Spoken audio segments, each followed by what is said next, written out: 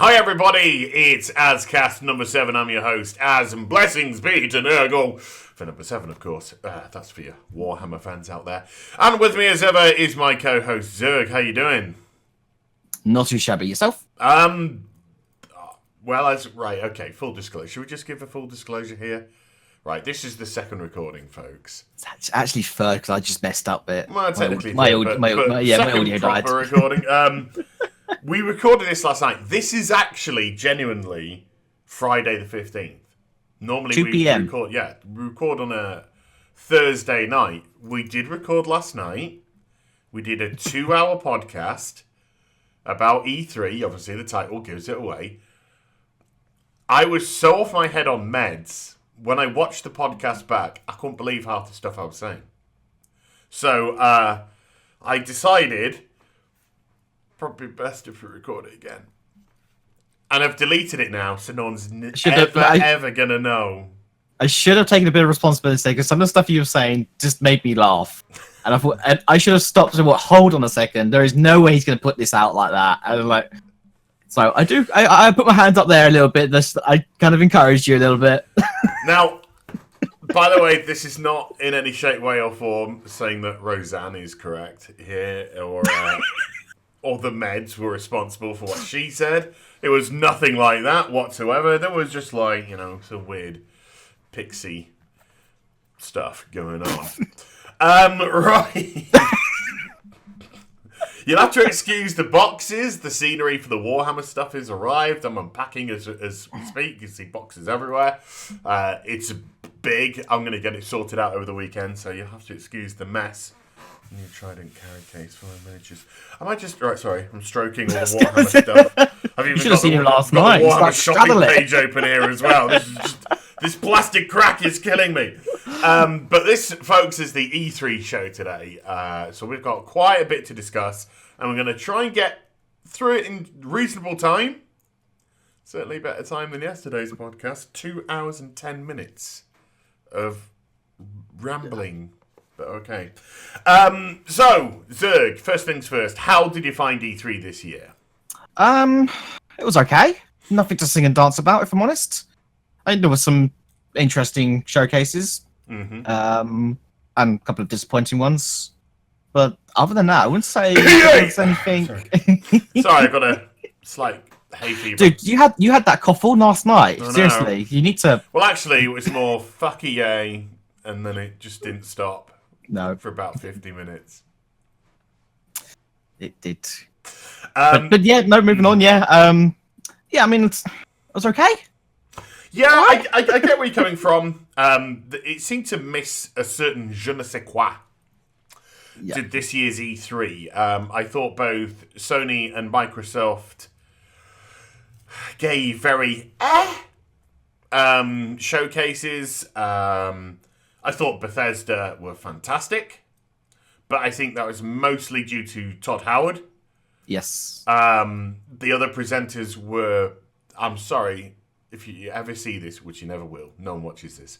They are awful. Just like, it was like my first presentation. And like the guy from Elder Scrolls, he's been doing it since like the pre-launch. And I've always been like, no, don't put him on stage. It's not like he walked on stage and just forgot why he was there.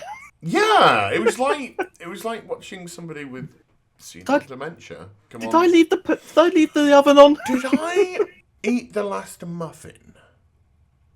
Oh, and in Tamriel this year we'll I bet Deirdre hasn't got the shopping. I've left the gas on again. Yeah. It was just like out to lunch. Couldn't remember a thing. Stumbled. Look, I'm not trying to forget you, dude, because I'm sure you're a beautiful, beautiful man inside. Please get somebody who can talk about the game to do the presentations. And I think this was a bit of a problem throughout a lot of E3. A lot of people coming out on stage who don't know how to address an audience. Now, I'm not saying that people are just coming out on stage due to their own ego or vanity, because I do know that if you are invested in a franchise, it is nice to see somebody who is involved in it come out and talk to you, as opposed to maybe just a generic. Because trust me, there generic panels out there as well this year, which were just like switch off. Generic geek panel. Cool. What's that like? Cool. Everything cool. Like a cool geek. They were like that. So there was. I think there's a few more geeks there than just the one, but yeah. But it would help if you put people in front of the camera that could actually talk. Just a little. Not when off my head on meds. Oh. I will talk about stuff you do not want to hear about. And I'll just encourage you. And yes, and you'll just not say a thing and let me ramble on. It's so fun. Yeah, I could have been a game over for me if I'd put that one out. It was. I thought it's a bit mediocre. It missed a certain something. It missed a power punch. We saw some great games. Do not get me wrong. Oh yeah, most definitely. We saw some great games. But they were great games which we already knew about, or they were great games which had been previously announced at other E3s. And it was wonderful seeing more of it. So people, before you start... Although it's already too late for half the world. Before you start doing that, did like what we saw with a lot of games. But I was waiting for a killer new franchise, not to just be announced, because Bethesda did do, Starfield. They did announce Starfield, and of course they did announce The Elder Scrolls 6. But that was it. They were just like this. They were just names. Literally name on a screen. So when it's just a name on a screen or an FMV, I'm not including them in my top games. I'm including games which actually showed footage off, look as if they're in at least a reasonable state of development, or whatnot. But yeah, it just kind of missed that killer, this is what's going to happen, folks. And we were just like, oh, kind of blown away by that. Fair assumption or a bit cruel? No, I think that's fair. Definitely. Because it's just like, you just sort of... So when you go to, it's like when you go to the movies and you see a film that's just sort of, it was okay, it was worth a watch. Nothing fantastic, wasn't bad. Won't buy it on DVD. Quite a lot of the Marvel films then. Right. I love them. No, they're all right, but a lot of them. I tell you what, they have actually got a little bit better since the Russo brothers took over. Yeah. But before the Russo, guys took over, and I'm not trying to, call shade here, but there's a lot of mediocre Marvel films just coming out. It's safe Marvel film. #number. It's safe Marvel film, but things have sort of like changed a little bit. Whatever. Different podcast for different time. So we're going to quickly go through some of the showcases. As we briefly touched about, Microsoft, Sony, what did you think about either? Go between both. Go between the both. Contrast, yeah. Microsoft had a lot to show. Mm-hmm. Not very much substance, if I'm honest. Sony didn't have an awful lot to show, but my God, was there a lot of what they showed. Yeah. I think we're definitely looking at a quality versus quantity issue. Microsoft was so desperate to show exclusives. I think they showed off like 15 exclusives because they are just so far behind Sony on the exclusive train. But like, I don't know, maybe 14 of them just went meh, right past me. And I'm going to bring up Halo Infinity. What is that? What is it? What's the point of that announcement? What is it? Mobile app? I don't know. It was just like, here's Halo Infinity, right? First of all, the FMV looks a bit ropey, which wasn't impressive when you've seen how impressive when you look at how impressive stuff like Last of Us 2 looked, and Ghost of League of Tsushima, and they kind of looked distinctly average. And then I was waiting for the pitch later on in the conference. Yeah.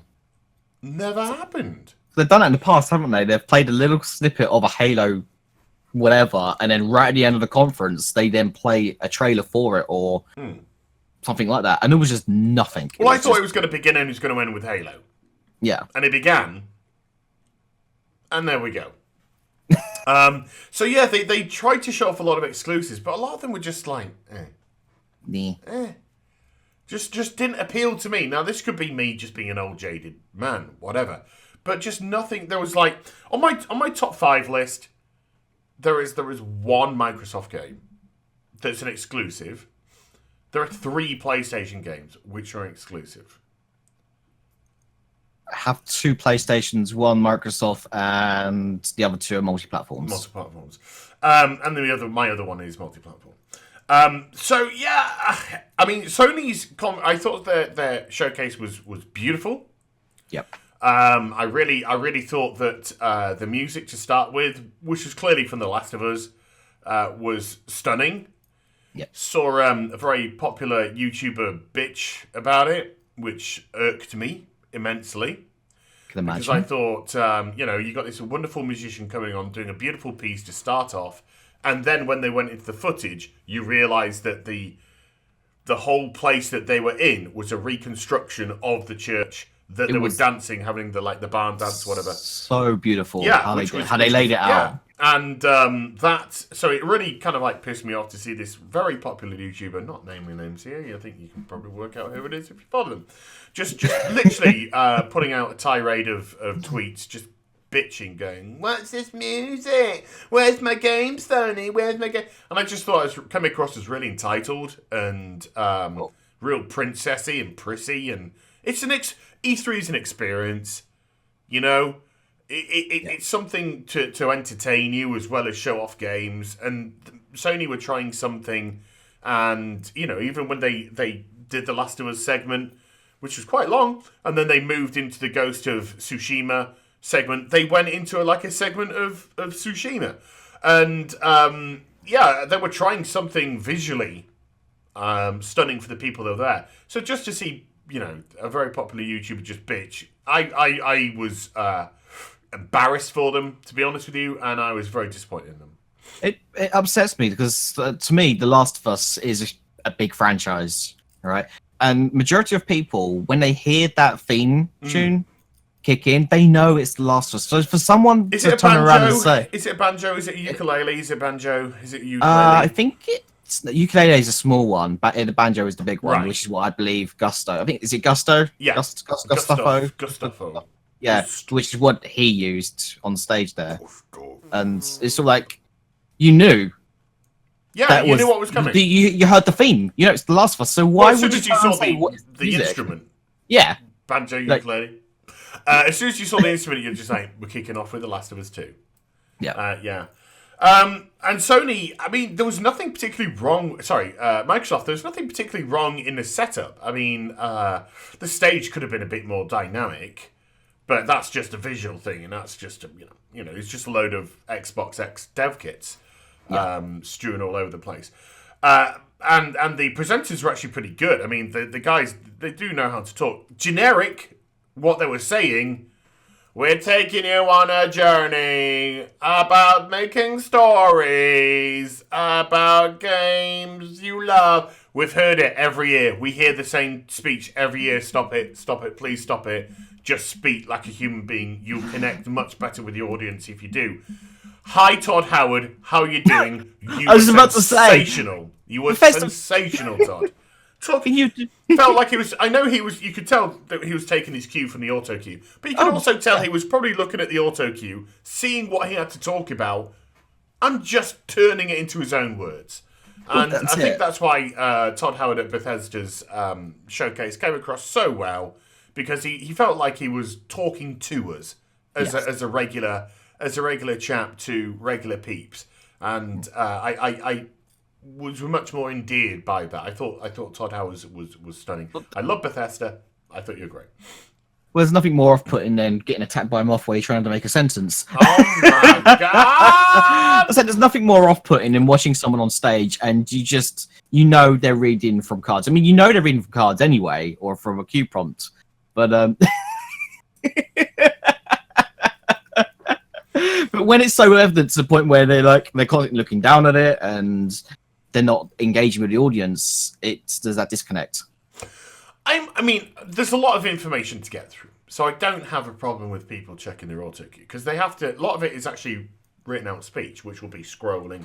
Yeah. So they know exactly where they are. So I don't have a problem with that. I just have a problem with every speech sounding identical to the one the person afterwards is going to say that they said last year, because then it just comes across as complete phony, fake, and who knew the gaming industry was phony and fake. And I just want people to talk to me normally. Yeah. I think that's where you get the best connect. I think I know we're bringing Bethesda now into this Sony Microsoft thing, but Sony I don't think had any presenters. They literally just went through a visual journey, and then showed off the games. And then they would go to a very generic, boring, "Hi, we're geeks" panel. Well, cool. Such a contrast that wasn't there. Cool. Let's go back. And it was just like, why have you there? Why have you there? You could have got rid of the panel and hopefully chucked in a couple more gaming FMVs. Let's just say a game is in development, haven't got any in-game footage to show off, but you got an FMV. Like Beyond Good and Evil 2.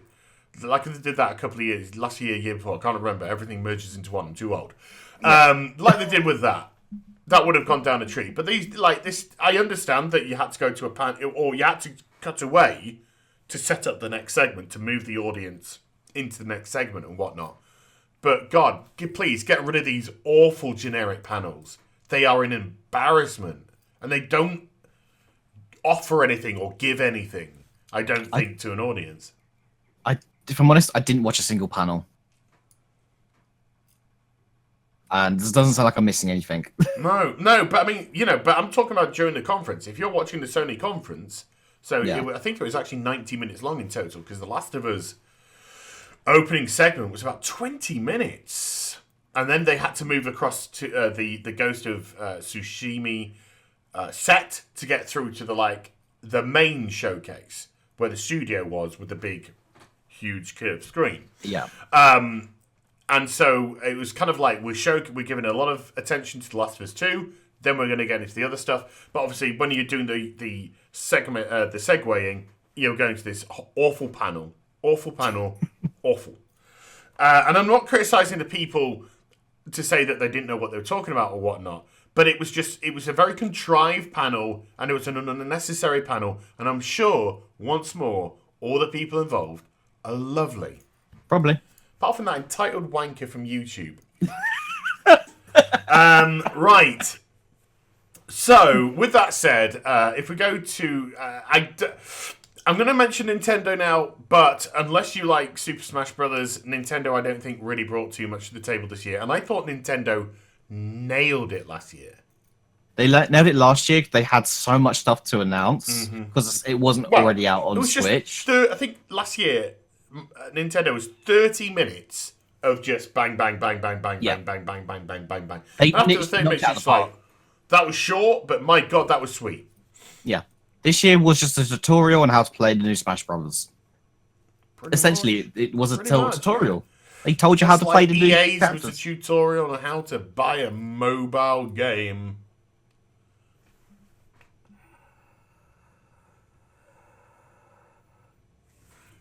Rest in peace, Command and Conquer. Dead air's not yet.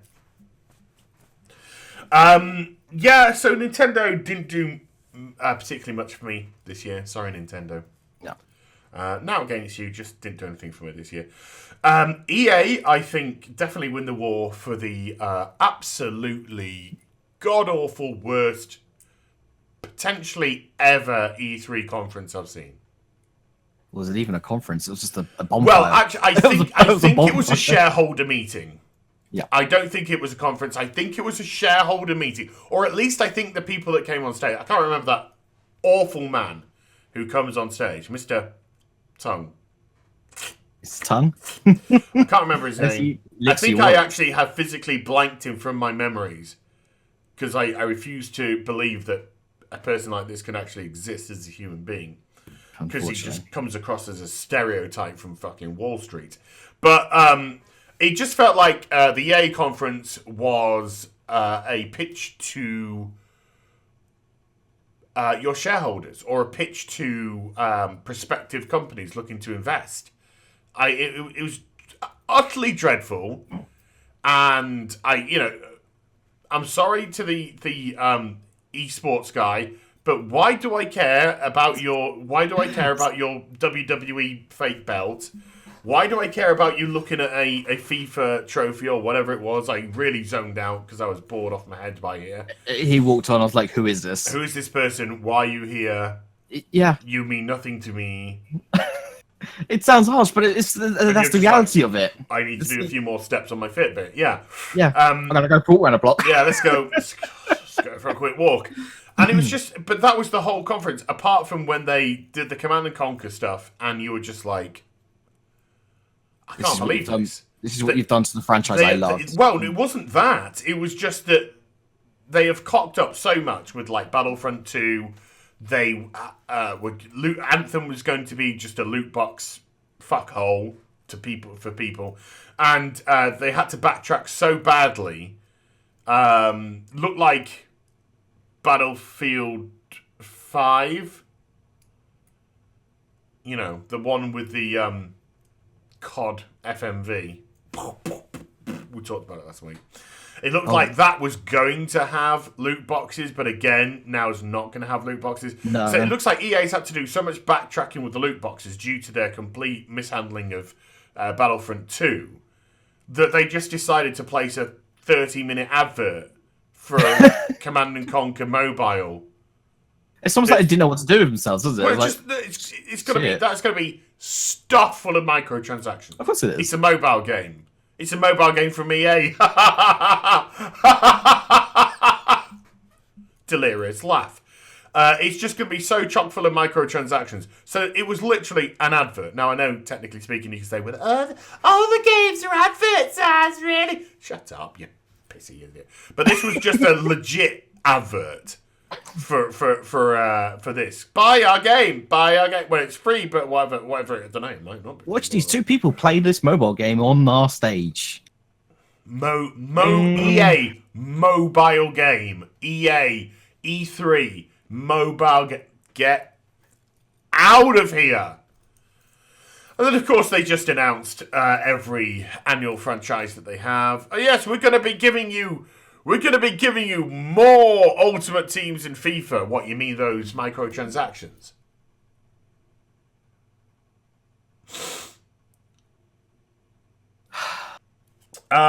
It was an embarrassment. I thought EA's conference was an utter embarrassment to the gaming industry. And what I am happy about, there was one thing I was very happy about with the E3 conference.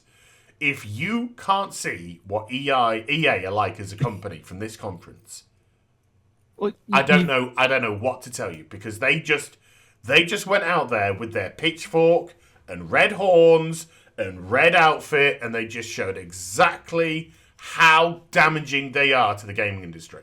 They are so damaging to the industry that you only need to listen to one of their phrases that they said, and I quote, "You know what you're buying with this product." Is that not the case with everything you buy? Well, EA do a lot of annual stuff. They do a lot of stuff which is just the same old crap. I mean, I don't get why people buy FIFA every year. I don't get why people buy Madden every year, or NBA, or whatever it is. Or COD. Well, that's Activision, sorry. But I still don't get why people buy COD. It's annual what I'm trying to say is annual franchise in general, because they just don't evolve. No. They remain the same. Like, FIFA is the same game from 5 years ago. And people, if you want to come on and give me a minutia talk, well, actually, there's just a very slight difference. Yeah, you're just actually proving your own point. In 5 years, there's just a difference between two.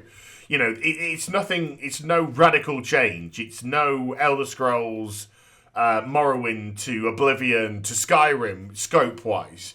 It's no Witcher 1 to Witcher 2 to Witcher 3.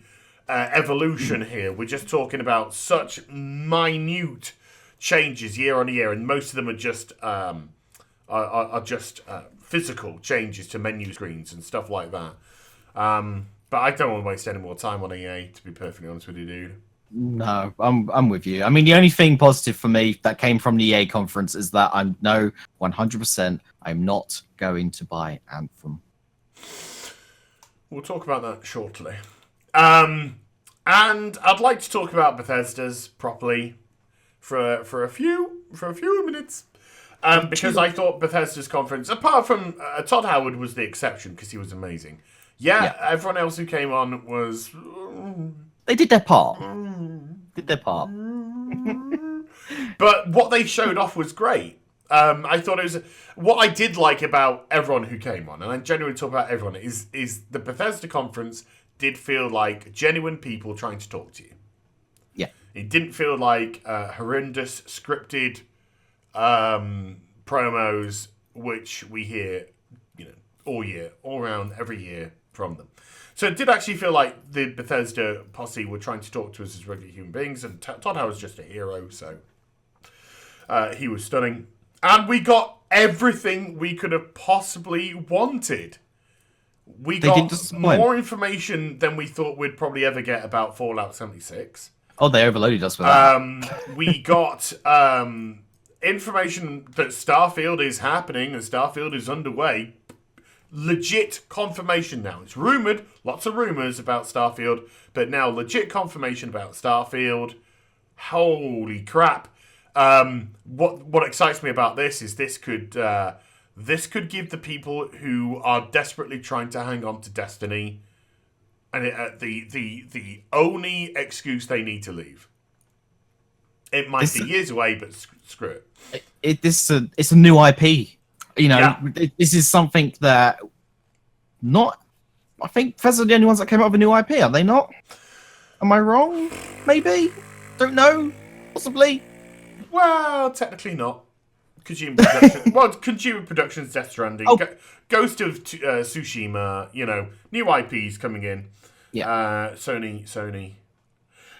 Just say, they're pumped. They are annihilating Microsoft in the exclusives. This is not a hate on Microsoft, folks. No. I go with the console, which is the best. We've had this discussion many times in the podcast series. If it was last gen, I'd be already copulating the 360, and the PS3 wouldn't get a look in. But this is the current gen, and it's all about the PS4. To be honest with you, because Sony are absolutely nailing it. Yeah, beautiful machine. I actually prefer the OG version. Mine died. I had to upgrade. Well, they were very flimsy, but they were still great. Yeah. But they were very flimsy. This is how much I still use it. It sits under my desk. My Xbox One over there. Dude, PlayStation Pro, external hard drive, printer, PC, monitor. Downstairs in the front room, Xbox One. And this is my gaming setup. Downstairs in the front room. And, alright, let's backtrack a wee bit here, Zerg, for one moment, because you've actually brought up a really good point with your Xbox being over there and my Xbox being over there. The fact that you have the most, technically the best, I suppose you could say. You have the most powerful console, legit most powerful console in the Xbox One X. It is much more powerful. It is much more powerful than the Pro. The Pro is upscaled 4K. Mm-hmm. It's not native 4K. It's upscaled 4K. Xbox One X, 4K Blu-ray drive, plus native 4K. Yep. So anyone that says the Pro has got native 4K, people don't know their stuff. Go look it up. Look it up. Specs. It is upgraded. It's upscaled. Sorry, 4K. It was in the news when it was announced. Yeah, but for some reason, some people still say native 4K, and I love it. Yeah. I'm still using that, and Microsoft have not given me an excuse to buy an Xbox One X. Do you know why that is from me primarily? Because I still use the old. There's just not the exclusives. Well, there is that, but I still play Microsoft games that are played on the Xbox, but I played them on my PC. Well, there is that as well. I mean, I don't know how they're going to make money from their IPs now with this Game Pass. Yeah. Because I know the Game Pass is popular, and I know it's been very popular for them, and good, good on them. Because I don't want Microsoft to be knocked out of the fight. I've got no, I want the competition. Well, yeah, the competition's helpful. If you're bringing out a brand new franchise, and it's going on the Game Pass, I don't know how they're going to make the money, because you need to have a consistent Because the Game Pass is for every game. So technically you Yeah. have to divide the money by everybody through all the games to work out. So unless, they have specific deals in place that if you put this on the Xbox Pass, we will give you X amount. I would imagine they're saving money where they're not printing on discs and the boxes. That's where they're going to save a lot of money just through digital distribution. But I'll tell you something. When EA put up Mass Effect Andromeda onto the EA Early Access, Yep. they annihilated sales because they showed that the game was shit. Right? I got a free 30 days Game Pass because I haven't utilised it because I just don't touch my Xbox. There's no reason for me. You're not giving me a reason, Microsoft. But I'm saying that with love. I'm not saying it with hate, and I'm not saying it with sarcasm or cynicism. You are legitimately not giving me a reason to play it. You're not giving me the smack. You're not giving me the God of Wars. You're not giving me the Detroit Become Humans. You're not giving me the Death Strandings. You're not giving me the Last of Us 2. You're not giving me the killer IPs that I want to say, right, I need to play this, Yeah. This is let's say Death Stranding was a Microsoft exclusive. No problem whatsoever. Of course you No problem whatsoever. So it's not about, I'm a Sony fanboy. Not to do with that. To me, it's all about the... No, I want my Halos. I want my Gears. I want them to be sorry, good. Zerg. You had a little look at what Halo is. Yeah, don't they give me a little tickle they did, and that was it. I was like, Didn't no, even tickle you. They just went, look at this really badly made FMV compared to... They showed me the feather, and that was it. They showed you the ankle in a Victorian dress, and they said, isn't this erotic? And you're just like, no, not really. We're 150 years on now from this stuff. Yeah. It's just about full-on... Leave my ankles alone. Full-on boobage. I think... I can't... Look, it's gonna hurt me to carry on about this.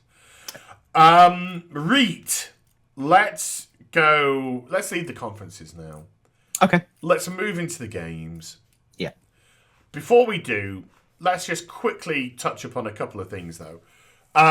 We'll go into a couple of... Because I want to end this podcast on a high. It's not ending yet, folks. Don't panic. No, don't go anywhere. It's only half an hour old. Don't worry. But we've got to talk about the disappointments, because you did mention Anthem. And I wanted to talk about Anthem, because I do have very similar feelings to Anthem. So, why did Anthem disappoint you? Why did it disappoint me? That was the question. That was the question. I have it down on the podcast. I have it down on tape and proof. You sure? Yeah, let's stop the podcast. I'm gonna rewind and show you. Okay, cool. It looks slow. Mm-hmm. He's looking out the window again. It's not, because I flip reverse the images, so I'm looking at you when I do that. Oh, right. We record. Right. Yeah. Ricky is here, and the window is there, but when we put it out live, Zerg's there and the window's there. I wondered why you were looking that way. I was like, why?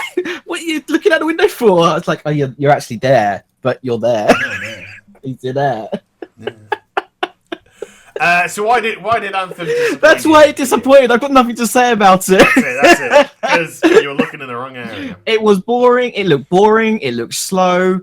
It just didn't look engaging to me. They had 4 people playing, so they were literally hopping from player to player's perspective to make the combat and what was going on interesting. It didn't. You didn't fool me. Yeah, the reason why that is because I think that was an on the rails, and we'll go on about this about another game as well that disappointed me. To me, that was clearly an on the rails piece of footage, and if you don't know what I mean by that, folks, it means nobody was actually playing it. It means that it was a programmed event, and then the voiceover is put in afterwards to give the illusion of real gameplay. And I'm pretty sure that aspect of it was an on-the-rails scripted event. It looked so linear to me. It felt as if I was just walking down a bunch of corridors. It didn't feel as if I had true mobility in the world, flexibility to go where I wanted and do what I wanted. It felt kind of Destiny-esque, that it has the illusion of open world, but really it's just a lot of linking corridors to a smallish room and going into another linking corridor into another smallish room. And yeah, like you said, the combat just felt sluggish. And what did they actually show us? You know, they flew past a couple of bosses, seemed to fire some missiles at them, and then decided to bugger off. The thing is, it just felt like I was watching it. I felt like I was watching Andromeda. It looked pretty. I imagine soundtracks were going to be good as well, but that's about it. Because that's what happened with Andromeda. It was pretty. It was gorgeous. Some of the plants were absolutely phenomenal. I loved it. I loved the soundtrack. But other than that, there was nothing else to it. Yeah, it just looked generic. Yeah. You know, it didn't look good enough for me to be like, wow, I need to have this game in my life. I really do. But yeah, Anthem is just not. I think it's one that I'm gonna just give a pass on and wait to see what the legit reviews are. I mean, it's not like not your game site reviews, your legit reviews from people that actually don't have a vested interest in making sure that they get interviews and shit. Yeah, but another one that disappointed me was actually The Division 2, because that was another scripted event. It was another on the rails produced footage, not legit played footage. Yeah. Hashtag shut up, Megan. And it was just it was just another one of these awful events where they stick you on the rails. You're going through your fairground ride because it's all pre-programmed. Yay! Showing off this grenade, showing off this guy then getting shotgunned. And then the actors, I don't know if they're actors or members of the team, I don't know, putting in their voiceover over the top, sounding nothing like how people communicate to each other in a game. So it comes across as very fake and phony. And I wanted to see legit footage from Division 2. I wanted to see people with pads legitimately playing, not on the rails, pre-programmed events for our viewing using the game engine. We'll do it for you. Yeah, well, give us a pad. I'll sticky grenade as. I will sticky grenade as. Right? I'll play it for you. And I will laugh as he's trying to get out of it. I won't help him. Let me out of this. I'm stuck with this new sticky grenade. Oh, look, my feet are stuck. Shoot my feet. Don't shoot my feet. Don't shoot my feet. But yeah, I just don't like that these are palmed off as legit footage. Because they're not. They're not. No. Things with E3, we've learned this over the years. Take everything that you see with a pinch of salt. Mm-hmm. You saw it with Watch Dogs. We saw it with Division 1. I mean, don't get me wrong. I am excited for Division 2 because I love Division 1. I do. I loved it. I love the idea of it. Yeah. And I loved everything leading up to its release. It's just we didn't get what we saw at E3, did we? We didn't get any. We did not get what we saw at E3. We did not get what was pitched at E3. We got a very dubbed down version, a very broken, bugged, glitched PvP, absolutely screwed. Needless to say, The Division is just getting back on track from what I hear. It is.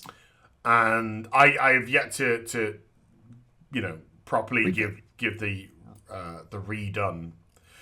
I tell you what was a positive though, because the Division 2 is a negative and a positive for me. I tell you what was a positive was the fact that they said for the first year all DLC is free. Yeah, I noticed that. That's good. That's good. And I'll tell you why it is good. Because if the Division is good enough to keep you for after a year, it's bloody well worth going to buying the DLC. So if the game's not good enough to hold you in a year, all your DLC's free anyway, you're not losing out. So it is a positive and a negative from the Division for me. It's only so much as a negative in the fact that it's a scripted event. Thought it looked good. Yeah. but it looked good. The Division looked good, and when it came out, it didn't look like it looked at all. No, unfortunately. Like you said, Watchdog-esque levels of dubbing down. But yeah, so it's not a game where I'm just like, oh no, I don't like it, I hate it.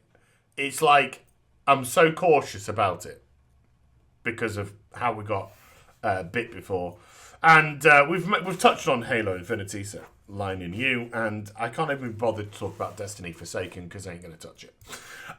So let's go watch last week's. Yeah, go watch last week's. Go watch last week's episode for that. It showed me nothing more in this, and I don't care. And thank God, Cade's dying. So let's go on to positive things now. Top 5. Have you got a top 5? I have. Have you? Right. I've got a top 8. Okay. Which I'm cheating slightly because my top 5 is top 8. But we'll go through your top 5 and I'll give you my top 8. And we'll see if we can match any of our games.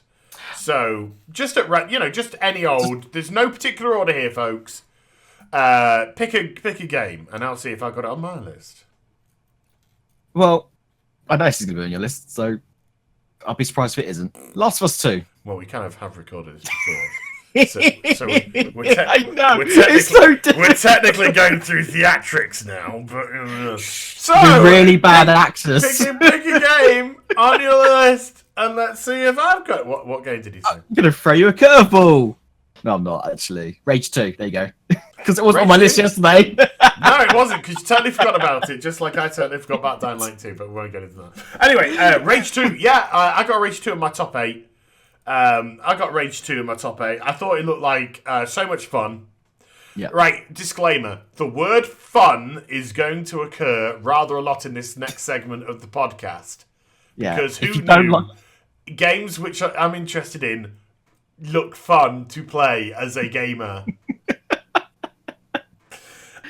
Rage 2 just looked like crazy Mad Max. Mad Max on steroids. Yeah, it looked great. I mean, I was somebody who played Rage 1, and I did enjoy Rage 1.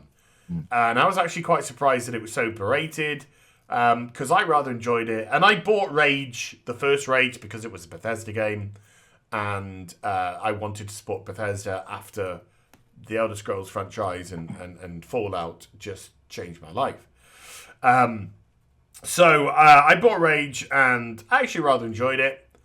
And then, I don't know when it was made anymore, 10 years plus?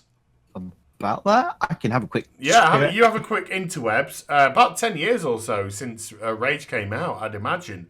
So it's really bizarre that it's taken... I think after... Actually, I think after how it did, they thought, okay, franchise over. Yeah. To be honest with you. But... Then they watched Mad Max Fury Road and it came out, and they were just like, "Oh my god, this is how we should do Rage." It was Mad Max Fury Road. I love that film. I can watch that over and over again. But when it was so popular, they were kind of like, "Hold on, actually, this real crazy wasteland world is up for grabs." It was released the 4th of October 2011. Really? Yep. 7 years. It felt a lot longer. I'll tell you that. To be honest with you, it felt a lot longer. If you're listening to the podcast within a couple of days of it going live, Rage 1, if you've not played it, go pick it up. It's £2.63. It's on offer at the moment. There you go. 7 years instead of 10. Not a massive difference, but whatever. But I just think after Mad Max, they said, look, there's life in this. Let's see what we can do.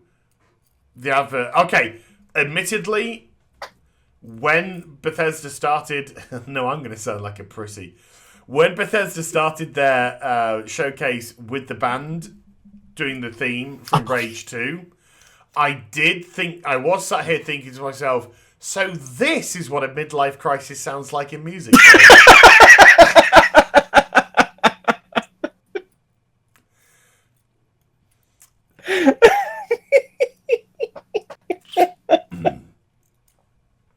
I did. That is exactly. I was just like, wow, it's just the music version of a midlife crisis. This is wonderful.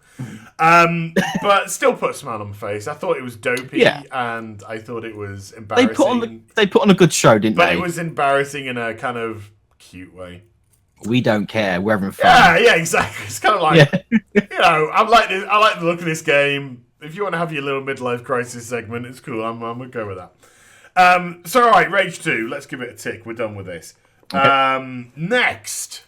The Last of Us 2. Of course, it had to be on there. Had to be. Yeah, Snap again.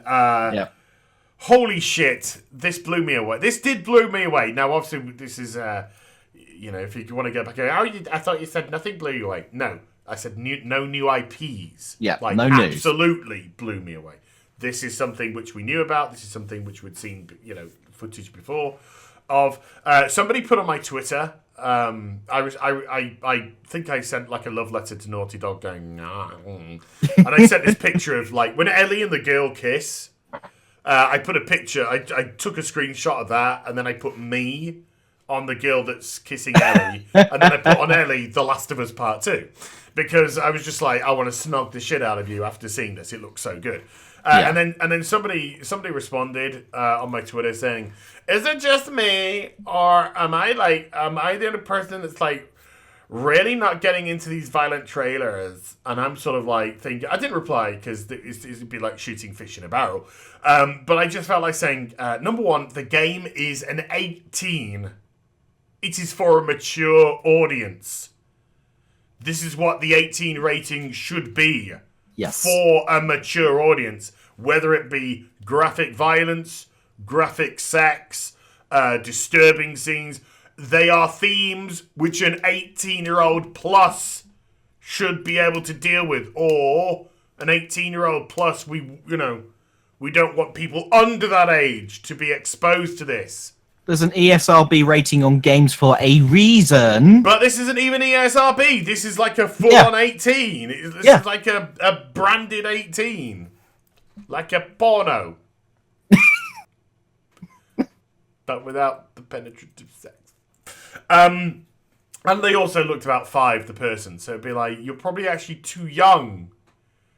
They just complain they can't play it because mummy and daddy won't let them play anything over their age. In all fairness to that person, I don't want to bury them too much, but in all fairness to that person, there are a lot of companies out there that release 18 games which are clearly designed for a younger audience. Oh, without a doubt. GTA. And obviously, and when it comes to like adult themes, they skirt around them because they are still trying to attract the younger audience to their 18 rated game. But that is another thing for another time. Sorry, I'm gonna have to really take center stage here for a second, Zerg, because I want to totally give a love letter out to this game. I thought the musical interlude by Gustavo was wonderful when it segmented into the FMV and you realised that the church was identical to what they created for the whinging, bitching people in the audience, entitled prissy pricks who had been given an invite to turn up and then cried like a baby because they had to listen to 2 minutes of music before their game. No, I tell you what, this is one of the very first times I've really felt actually sorry for game developers. They put so much hard work into what they do, and they get treated like that. Now, I think it's sad. It was crap. If they came out when Here's the Last of Us 2 mobile game, then sure, get critical, but shut the fuck up, you entitled prick. There are just some devs out there. You play their games, and you can literally feel the game oozing with love. Naughty Dog don't make bad games. Period. CD Projekt Red, you play The Witcher 3, it just fills with... The game itself is a dark, dingy world, it is, but you can feel the love and attention that the devs have put into it. And you've got to look at the scenery. Yeah, but your heart's not full of dirt and dinge, it's full of, oh my god, this is... It is, though, isn't it? You can feel... You just look around, the attention to detail that they put in there. No, but what I'm saying is, when you're playing it, you see the filth, you see the dirt, you see the darkness and all this, and you love it. You do! Because you can appreciate the attention to detail and care that went into it. Somebody made this game. They poured their heart and soul into it. Yeah, Come but, on. I mean, God, I don't want to give this too much attention because now I think we're really kind of drawing attention to it. Could be, but yeah, it's just like Naughty Dog, great company. Last of Us 2 is a beloved. Is a beloved game. The sequel is so anticipated, it's unreal. I'm just going to say this, and then I think we'll put a full stop on it. Heaven fucking forbid Sony and Naughty Dog actually try and give you an experience for The Last of Us 2. Heaven fucking forbid. Anyway, let's talk about the good, positive side of this. The FMV was breathtaking. It was absolutely beautiful. Some of the best mocap I have ever seen. That kiss was perfect. That looked like two legit people kissing. That didn't look like a... And I hate to say this because this is a game that I really love. It didn't look like a Heavy Rain kiss or a Dragon Age Inquisition kiss. This looked like two people legit kissing. The mocap was so good, and the actress who plays not Ellie, who plays the other girl, she actually tweeted out the mocap of them just about to kiss. When they're in there, which is really funny because they're in these like black jumpsuits, like with only their like face exposed, and they've got dots all over their faces, and then they've got the cameras capturing the facial movements, and then they're kind of going in for the kiss, and it was like awesome. But just the whole scene itself was great because it was such a juxtapose for the actual footage that they showed off. Yeah. With like this light-hearted barn dance, which was in, I think, a renovated church, as they said. You know, this church should become a barn or whatever. So they're having this dance in the church, and you had Ellie feeling, I think, a little bit out of place because there appeared to be a lot more dudes than there were women, and Ellie, of course, is gay. And before any of the SJW crews, the people who attacked the SJW go, oh my god, The Last of Us 2 is just going so SJW. It was established in The Last of Us that Ellie was gay. And please, for the love of God, who cares what gender they are? That is the correct... Yeah, who gives a shit? Who gives a shit? Is love. Seriously. Who gives a shit? These are two people that have feelings for each other. Yeah. It's beautiful. Yeah. The world is a shitty place it is already. If some people love each other, who gives a sod? Let them enjoy it. You go, girl! Thank you. But no, you're absolutely right, mate. You're absolutely right. Who gives a toss if it's two dudes, two women, a man and a woman? Yes. Let them get on with it. A duck and a goose. A goose. Just let them do their thing. Not a man with a donkey, though. Saw that with Jerry Springer once. Didn't end winner for him. Went blind, died. That's a true story. Yeah, so the whole sequence was just great. Ellie was just feeling awkward in that place. She's, I think, feeling a little bit jealous of the dudes dancing with the girl. Then the girl grabs her. They go for a dance, and then they kiss, and it's wonderful. And then when they kiss, it's great, because what she's saying is, what's wonderful is, sorry, this is such a gushy love letter. Sorry. But the girl who's dancing with Ellie, I haven't picked up her name yet. But the girl who's dancing with Ellie talks about how everybody should be afraid of Ellie in the room because she is actually into Ellie. So although she's dancing with the guys, it's Ellie that she's into. And you have this, again, it's the word juxtapose again. And she's talking about how it's dangerous because she's actually interested in Ellie and not guys. And Ellie, who is quite a hardened... I think she's 17 now in The Last of Us 2. I think it's 3 years later since the first Last of Us. Then it sort of like pans. When they're kissing, it pans through the back of the person's head, around the back of the person's head, and then it goes into the actual in-game footage of Ellie fighting a group of... I wouldn't say bandits. I think there is a clan of some variety. I don't think they were fireflies. No. I think Ellie was referred to as a bear. Was she part of a bear group or something? They're called the Bears or whatever. I don't know. Something like that. Yeah, something like that, maybe. And then you just saw this crazy, brutal segment of both stealth combat and you've been discovered and you're completely outgunned, outnumbered, and my heart was pumping. It was. I want more. Yeah, just want more. I loved what they did with The Last of Us. The combat in that, it was just, I loved it. Whether I was using a handgun, whether I was using the bow and arrow or the sniper rifle, I loved it. Yeah. And the fact that there's more of it. Spoiler alert, Zerg! It's a fucking great game. Yeah, really? Who knew? Don't look at me like that. No. Why are you doing that? So this, of course, is an audio podcast as well, so all the visual stuff you can't completely unknown. Yeah, it's look. It just look. We could talk about this all day. Let's move on. We could. Last of Us Part 2. Oh God, Neil Drunkman. Okay, pick your next one for your top 5. Dying Light 2. Snap! On my top 8. Dying Light 2.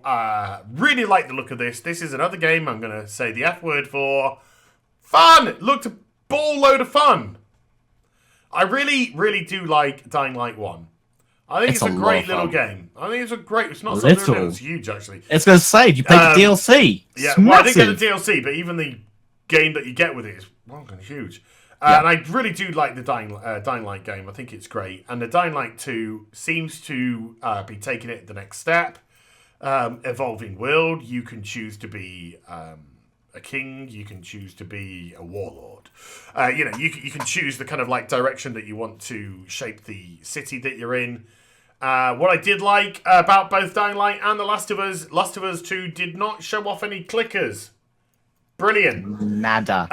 Because it makes us think, is there something else in store for us? Also, Dying Light 2 didn't show off any of the zombies. They just said, like, live by day, survive by night. Something like that. It's a very nice little tagline on top of it.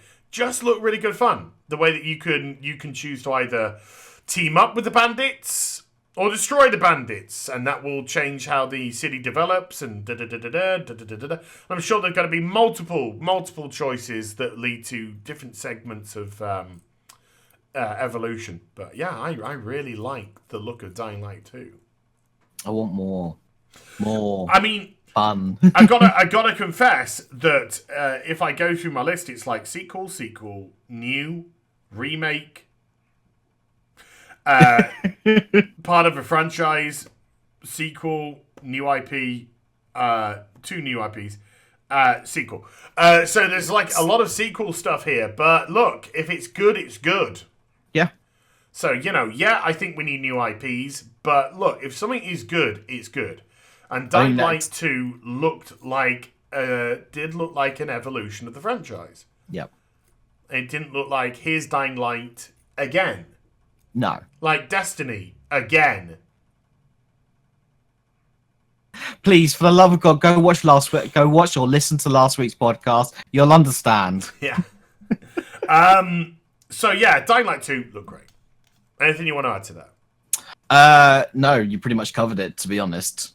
I love the first one, love the DLC. I'm hoping we're still going to get vehicles again in the second one, because the buggy played really well. I'd love more of that. If we can drive in and out the streets, I'm going to be all over that. That's going to be so good. Well, I think maybe outside the city limits. I would like both, to be honest, because I reckon if you're at night in the buggy driving through the streets and you aren't a really great driver and you have a bit of an accident, you got someone in the buggy, things like that, you're being chased by volatiles or something, you're like, crap, quick reverse, you go down the dead end. That just sounds like, oh my god, sounds so much fun. Abandon the buggy, we need to get into a building to get into safe or something like that. Dying Light was I think the only zombie game in I don't know how many years that legit scared me at night. That first time they introduced to the volatile, I think everyone runs, just runs. Didn't even think about fighting, just ran. You can hear the thing screaming behind you, and you're just like, parkour, parkour, parkour, parkour, parkour. Parkour. That's my impression of the Dying Light for me. Right, your fourth game. My fourth, carrying on with the franchise sequels, Forza Horizon 4. Bingo! Yeah, absolutely. Snap. Forza Horizon 4 is the only Microsoft exclusive that I have on my list, but it looked awesome. I love the Forza Horizon games.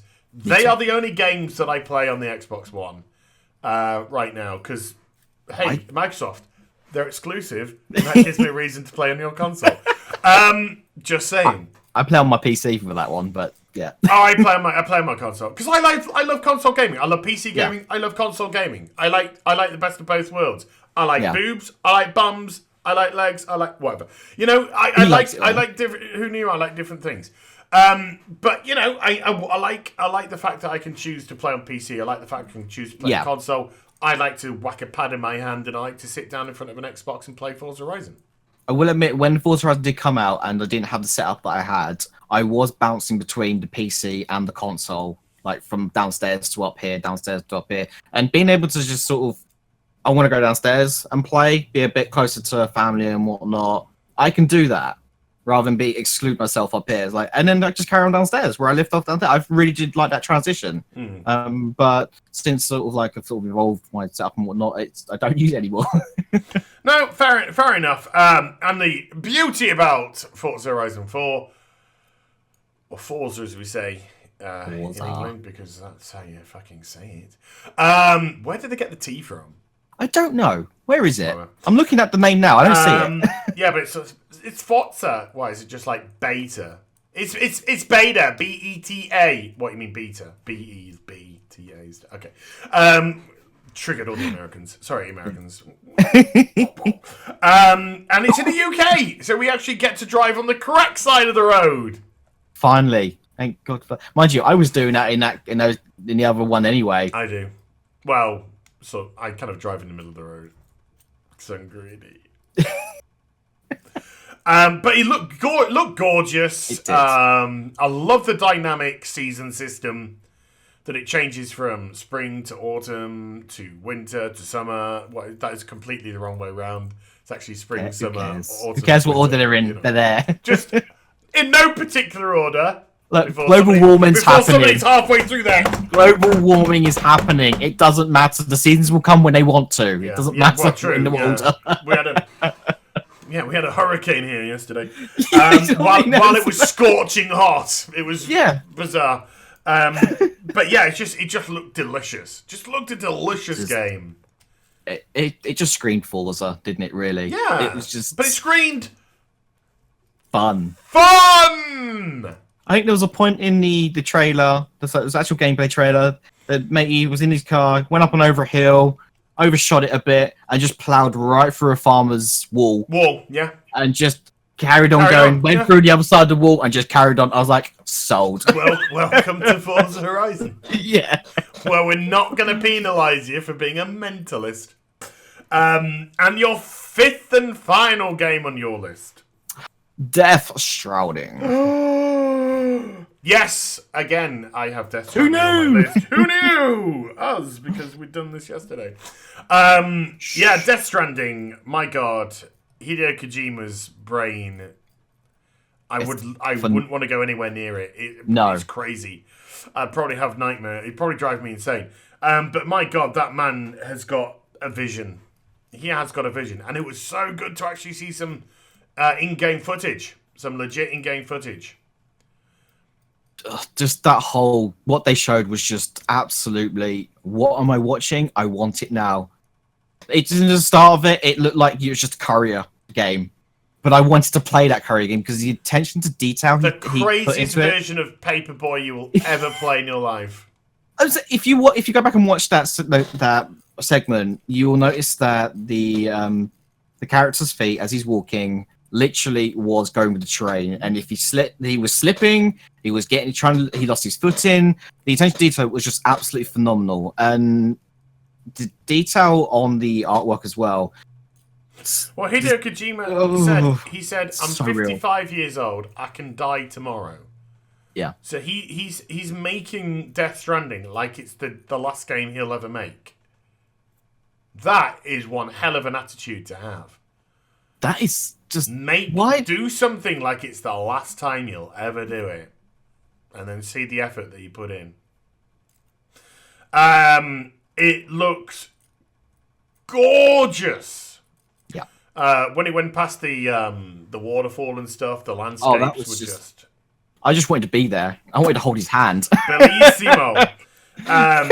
Introducing the. I'm afraid I can't remember the French actress's proper name, but she was in the latest Bond film as his Squeeze. And she was also in a very sexy French lesbian film that I watched. Called Blue something, and boy was it blue. Woof! What? I was just like, I feel like I'm watching a porno. It's French. There you go. And then Lindsay Wagner was introduced at the end. Now, I'm an old man, and Lindsay Wagner is the bionic woman. But they, digitalized her down to being young. Yeah. And she's, 68 years old, 70 years old in real life. And I was just like, and it was an introduction, and I was like, oh, who's it going to be? Is it going to be, Scarlett Johansson? Who's it going to be? And then she turns around, and it's Lindsay Wagner. And I was hoping it was going to go, as the Bionic Woman. Just, subtitles. Oh my god, it's a Bionic Woman game! That's what Death Stranding is! It's amazing! All we need now is Linda Carter for Wonder Woman. And I was just kind of a little bit blown away by that, because it's just number one, the de-aging was amazing of her. Number two, somewhere in the footage, he's trying to look at photographs. He drops a photograph, the dimensional invisible alien with hands, walks past with hands, and I think he steps on the picture, and it ages somebody in the picture. I'm going to have to go back and watch that. I missed that. But I think he ages somebody in the photograph, and when he picks the photograph back up after they've gone, they're distorted and yeah. Okay. And there was that bit where they're talking to him in his headset, Norman Reedus, in his headset. I was trying to remember his name. And he's just I'm surrounded, got to be careful, da-da-da. And they were just well, if you get caught, it's okay for you. They'll send you back in time. But we'll have a huge, explosion of in a crater. It's a nuclear weeping angel. Something like that. And it was just so if you get caught, you get sent back in time, but it has repercussions in the present that you were caught from. So they're lots of lovely little, what is going on here? Is this a courier game? Is this a interdimensional alien invasion game? Is this a time travel game? Hideo Kojima also tweeted purposely the footage and the trailers shown were purposely no explosions, no shooting. We don't know if that means there aren't going to be any, or he's just not showing it off yet. Do you know what? I think I'd be perfectly happy if there was none of that in the game, and it literally just was playing as Norman Reedus trying to get from A to B and surviving and not being touched by these creatures. I'd be happy with that. As a premise, that sounds dull as dishwater, but when you add the Hideo Kojima into it, it suddenly becomes amazing. Because Hideo Kojima can't do A to B. No. Normally. He throws whales in there, for crying out loud. And babies in people's mouths showing off the bums and thumbs up and stuff. Right, mate. Crazy, like I said, crazy. Well, and then of course you got Guillermo del Toro's input into this, and you just have crazy in all the right ways. Can I stress? Yeah. Crazy in all the right ways. I still have no idea what Death Stranding is. No. And I do not care. I want it right now. Whatever it may be, I am the Lord of the Dance, said he. Anything else you'd like to add, dude? Give it to me now, please. Actually, no. Well, dude, we're doing a podcast, so I don't think that's appropriate, but... Okay, so I had, because I couldn't, I said to you, make a top 5. Yeah. And I cheated because I couldn't do 5, I did 8. Well, I did have 8, but I scaled it down. Here am I going to just briefly go through. Here are my other 3 that we didn't go through. Can't believe you didn't say it. For a top 5, because I think this looked in the top 5. For absolutely sure. Fallout 76. Now, there's a reason why it wasn't in my top 5. Okay, go on. I've only just recently got into the Fallout franchise. Aha. Quite literally the past couple of weeks. Been playing Fallout New Vegas. Mm-hmm. Great game. I did try Fallout 3 many years ago on the 360, but at the time, I think I was in uni at the time, so I really didn't have the investment for it. So I got bored of it very quickly. That, and if I remember rightly, when I left the vault, I may have just wandered in a really weird direction. I got myself into a bit of trouble with some big-looking brutes, whatever they were, mutants or whatever, and they killed me over and over again, and I said, no thanks. But I was convinced by my other half to play Fallout New Vegas, and I am kind of like falling in love with it. It's great. I love the Fallout series. Fallout 4, slight disappointment. But I absolutely adored Fallout 3, and I loved New Vegas, and I love the world, and I love the humor. There are so many things that I really adore about the franchise. I don't know how many times we've said it in relation to Fallout and the Elder Scrolls over a period of time. Oh my god, what would this be like with multiplayer? What would this be like? And not necessarily hundreds of people, even just one person playing with you, or two, These are questions which have been asked for, I think, since the series has come out, to be perfectly honest. I believe so, yeah. Fallout 76, we're getting it. Actually getting it. And there's still going to be VATs in and everything. I thought it looked stunning. I thought it looked like such an exciting prospect. Survival Fallout. Why would you not want that? That is perfect. Post-apocalyptic world with your friends. Post-apocalyptic survival multiplayer Fallout with nukes. Who knew? Who knew it would work? Who knew fun could be a thing? It looked like fun. Everything they showed of it just looked fun. Whether you were out exploring with your friends, collecting the nuclear codes to blow up someone's base, and then base. This building a base looks better than the building a base in Fallout 4. But what really did sort of interest me, that I really liked, the fact that after you've nuked a place, you get to choose where to nuke. You can nuke other people's bases, you can nuke cities, and then go see the result of it and loot it. Yeah, because there's going to be new stuff will spawn because of you setting off a nuke. Yeah. So new minerals will form, new creatures will form. Dynamic world. What? In multiplayer? What? In Fallout? What? And it's coming in November. There was a rumour that it was actually going to come out July. And so when they actually revealed it and I saw what it was, I was just like, if they say this is out next month, I am going to come in my pants. And then they went, coming November, and I was just like, shit. But still, not that, in a grand scale of life, not that far away, 5 months away. Yeah. Start saving your pennies. Less than half a year, I'm saving. Because, did you see the collector's edition they announced? I did. With the power helmet. Hi, subs. It's going to be another Titanfall video, isn't it? If you go to my Twitch channel, down below the screen, there's a tick button. Just hit that. No, oh my god, I want the power helmet so much. Yeah. Then I could do the same video that I did with the Titanfall 2 helmet. Can you play Fallout 76 with a power helmet on? You probably could, because you did say it is pretty much nearly fully operational. So it's got the voice changer in it and other stuff that's in it as well. Star. Oh, man. I need to pre-order one of those. Whether I buy it or not, different kettle of fish. Fallout 76. Another one on my list goes to Tsushima. New IP. Thought Samurai did not hack and slash. You got to be very careful with your movements. So it looks like precise third-person samurai period drama a la Witcher 3 Yeah, well, there might be fucking dollies and doilies and shit. Doilies. I thought looked incredible. Ghost of Tsushima looked incredible. Was that the one with the grappling hook? Did it have a grappling hook? He did like a and then threw it and then climbed. Yeah, climbed. Yeah. And it looked like the most organic grappling hook you've ever seen. It did. And I did like it. Then he jumped down, target, jumped, hit, and I just thought, oh man. And then went into a duel. So it looked like there's like multiple different forms of how combat can be resolved.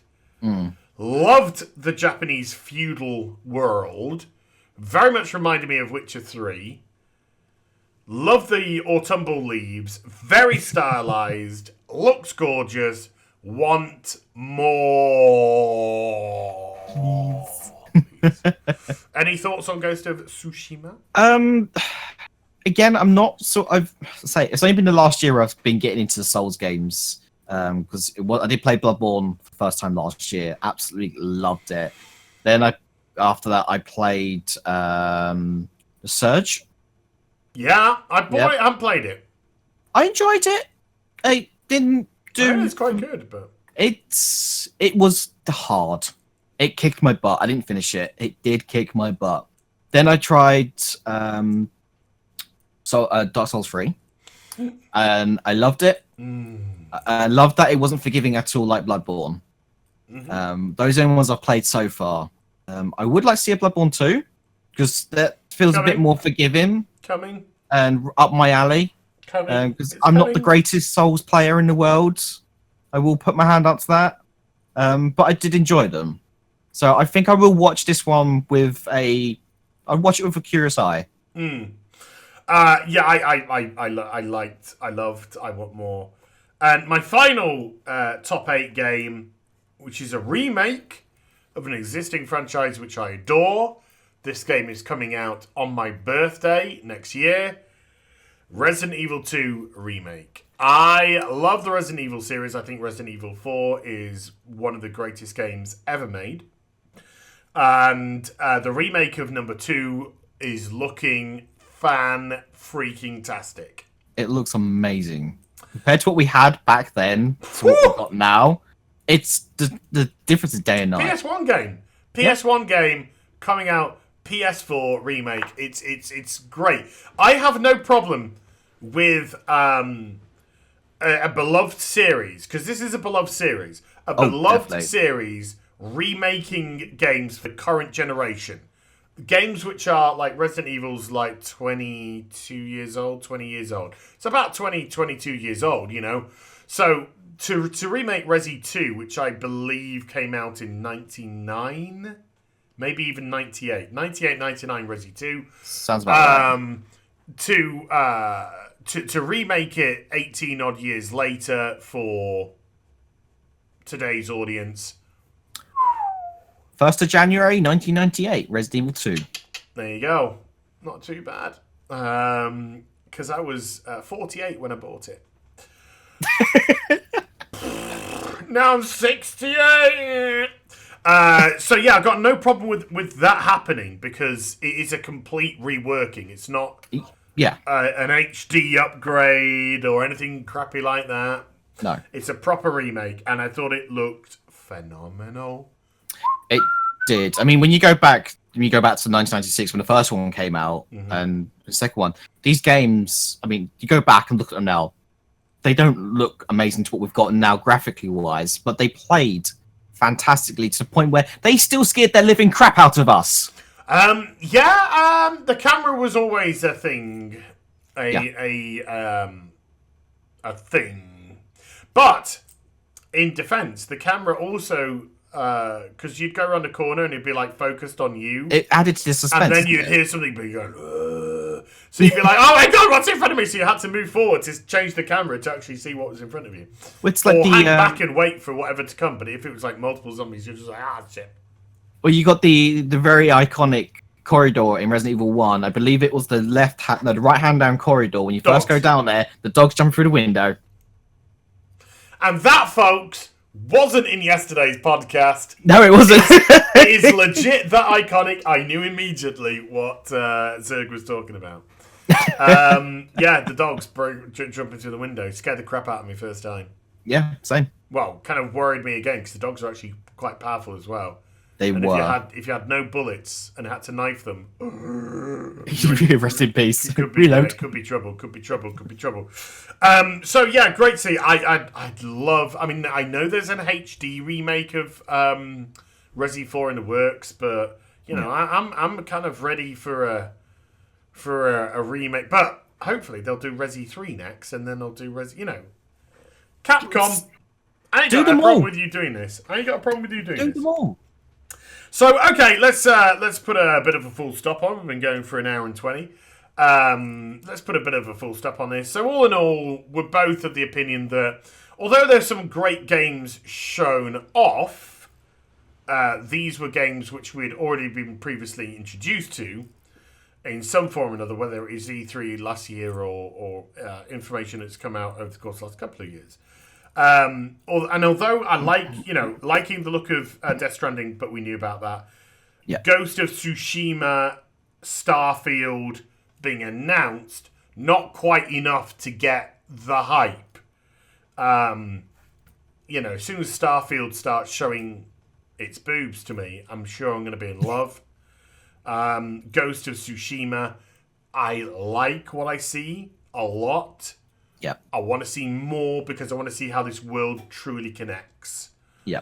Before I get hype again. Show me more of what we saw, because so far I'm just take everything with a pinch of salt because it's E3. But there were some great games shown off, and to be perfectly honest, some very average showcases. Most definitely. And I don't think Microsoft or Sony. I don't think anyone won. Blew anyone away this year. I think Bethesda did. I think Bethesda was streets ahead. I think Bethesda was streets ahead of anyone. Developer-wise, Ubisoft Bethesda, for people who are like, why didn't they talk about Ubisoft? Ubisoft just did Ubisoft. Yeah. They just showed off the same game 15 times. Because that's all Ubisoft do. They make one game and then just put a different brand on it. So if you like same that... engine.